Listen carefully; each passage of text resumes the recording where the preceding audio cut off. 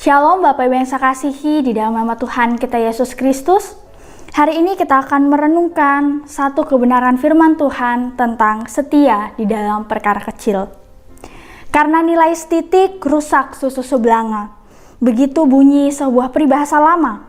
Dan sejujurnya kita ini terbiasa menaruh perhatian kita pada hal-hal yang besar.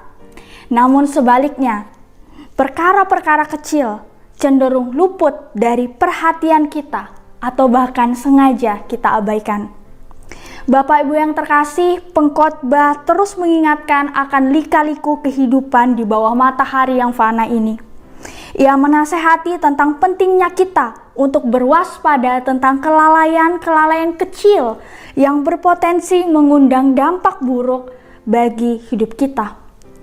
Ibarat bahayanya nilai setitik merusak susu sebelanga.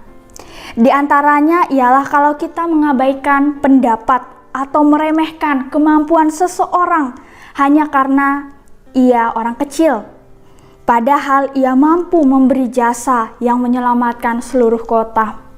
Di dalam Pengkhotbah 9 ayat 14-15 berkata, ada sebuah kota kecil yang penduduknya tidak seberapa. Seorang raja yang agung menyerang, mengepungnya dan mendirikan tembok-tembok pengepungan yang besar terhadapnya. Di situ terdapat seorang miskin yang berhikmat. Dengan hikmatnya ia menyelamatkan kota itu, tetapi tak ada orang yang mengingat orang miskin itu. Bapak Ibu yang terkasih di dalam Tuhan, segala hal besar di dalam kehidupan ini dibangun dari hal yang kecil. Dari sedikit kemudian lama-lama menjadi bukit. Maka sungguh tak pantas bagi kita untuk mengabaikan hal-hal yang kecil, hal-hal yang menurut kita sederhana, hal-hal yang menurut kita kurang penting. Bukankah Tuhan Yesus sudah mengingatkan supaya kita setia terhadap perkara-perkara yang kecil? Di dalam Lukas 16 ayat 10 berkata, barang siapa setia dalam perkara-perkara kecil, ia setia juga dalam perkara-perkara besar. Dan barang siapa tidak benar dalam perkara-perkara kecil, ia tidak benar juga dalam perkara-perkara besar. Bapak Ibu, marilah kita setia terhadap perkara-perkara yang kecil.